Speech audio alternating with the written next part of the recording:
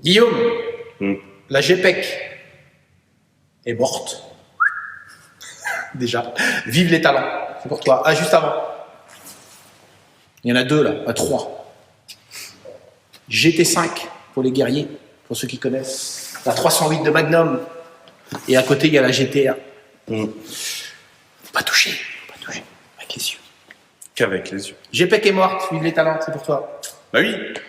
En fait, on est en train de se demander pourquoi les élèves échouent à l'école, pourquoi les professeurs sont en PLS, pourquoi les entreprises ont du mal à trouver des gens qui ont du talent. Tout simplement parce qu'en fait, on se préoccupe pas de savoir s'ils sont bons dans ce qu'ils aiment faire, ou d'avoir ce qu'ils aiment faire et pourquoi ils aiment faire, parce que généralement, ils ont du talent là-dedans, mais de savoir s'ils sont polyvalents et s'ils ont des compétences. Alors, si vous voulez, moi... je demande pas à quelqu'un qui n'aime pas faire quelque chose de le faire juste parce que j'estime qu'il doit être polyvalent. En tous les cas, si je dois attendre d'un collaborateur de me remplacer et qu'il n'aime pas ça, il est certain qu'il n'aura pas le même niveau de performance que ce que je peux faire parce que j'aime le faire. Oui. Donc ça, c'est le point clé. Autour de ça, le point de détail, c'est que si vous considérez vos collaborateurs uniquement comme des compétences, déjà, vous allez masquer et ne pas considérer les gens qui surperforment. Et quand on surperforme, très souvent, c'est qu'on est dans ses talents sur le poste qui est occupé. Et en fait, si on ne se pose pas la question de qu'est-ce qui fait que lui surperforme sur ce poste-là, et que du coup, on ne cherche pas à recruter des gens qui auraient les mêmes talents que l'autre, et bien en fait, on va avoir une équipe de... moyenne. Il y aura certes peut-être un ou deux tueurs dans le lot, et puis le reste, ça va suivre gentiment parce que vous comprenez, ils ont eu les diplômes pour avoir des compétences.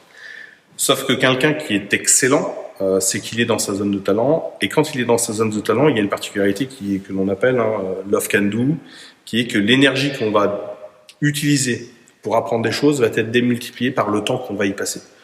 Et très souvent, un autodidacte va être beaucoup plus pertinent dans son domaine de passion que parfois les professionnels, pour la simple et bonne raison que sa passion va lui donner une énergie et il aura passé un temps sur le sujet qui en fera un vrai expert du thème dans lequel il est. Alors, la vidéo est bien évidemment un peu provocante. Non, on fait jamais ça, nous. Non, nous jamais, bien évidemment. D'ailleurs, on le fait que juste pour vous provoquer et pour vous faire la démonstration que peut-être le déni et le ronron quotidien vous laissent passer à côté d'un certain nombre de choses. On en reparlera plus tard du déni.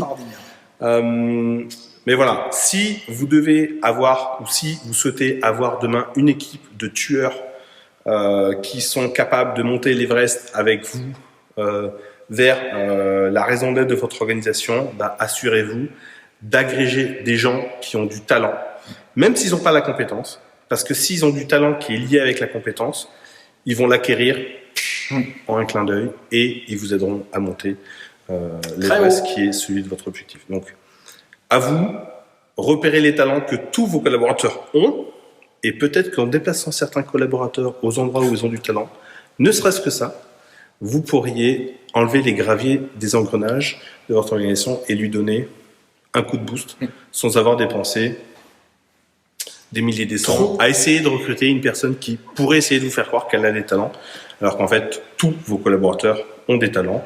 Le tout, c'est d'en être conscience, les aimer pour ce qu'ils sont et les talents qu'ils peuvent représenter et qu'est-ce qu'ils peuvent apporter, parce que s'ils sont encore avec vous, c'est peut-être parce qu'ils y trouvent du sens et qu'ils souhaiteraient juste peut-être apporter un peu plus de choses à l'organisation avec leur talent que sur la compétence sur laquelle on les attend. Bon allez, moi je me casse, j'ai un tour en voiture à faire. Je vais le laisser parce que là, il se lâche un peu. Passe-moi la moustache. Salut. Allez, ciao.